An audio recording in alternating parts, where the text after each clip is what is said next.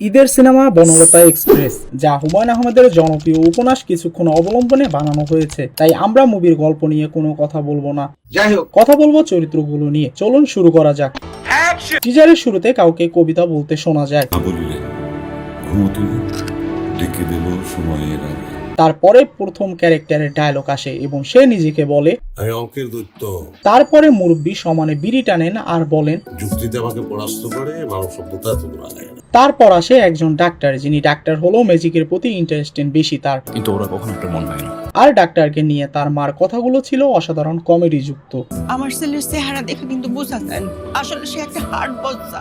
আর টিজারে বলা হয় 100% খাঁটি বাংলা সিনেমা। যাই হোক, ট্রেনে একদল থাকে যারা সমানে নাচতে থাকে।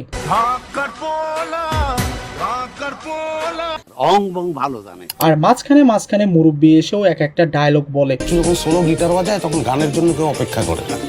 এতক্ষণ যা চলছিল তার সবকিছু থেমে যায় একটা থাপ্পড়ে।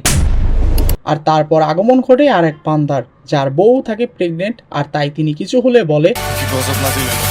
এই বান্দা শুধু এই পর্যন্তই থেমে থাকেন না, তিনি আরো বলেন, গ্রামের দাই মারে দিলে তখনই তিনটা বাচ্চা ডেলিভারি করে দিত। বাচ্চা এত আগে ডেলিভারি লাগলে বউকে কয়েকটা দিন আগে প্রেগনেন্ট বানাইতেন। তাদের এই কথা শুনে আমাদের মুরব্বীও বলেন, ওটা কাজ করেন, আমাকে কোলে তুলে নেন, ওর ছোট ভাই হিসাবে।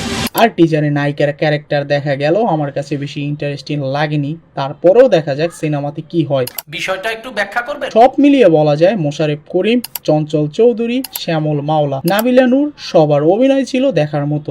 সঠিক বলেছেন। বলা যায় তারা ক্যারেক্টারের সাথে মিশে গেছে। কিন্তু আলাদাভাবে শরীফুল ইসলাম রাজের ক্যারেক্টার এখানে অন্যভাবে দেখানো হয়েছে। সাধারণত তাকে দাড়ি ছাড়া খুব কম সিনেমায় দেখা যায় এবং তার ক্যারেক্টারও ছিল খুব ইন্টারেস্টিং। সব মিলিয়ে সিনেমাটি কেমন হবে তা রিলিজ হবার পর বোঝা যাবে। আর এই সিনেমাটি নিয়ে আপনাদের মন্তব্য কি অবশ্যই কমেন্ট করে জানাতে ভুলবেন না।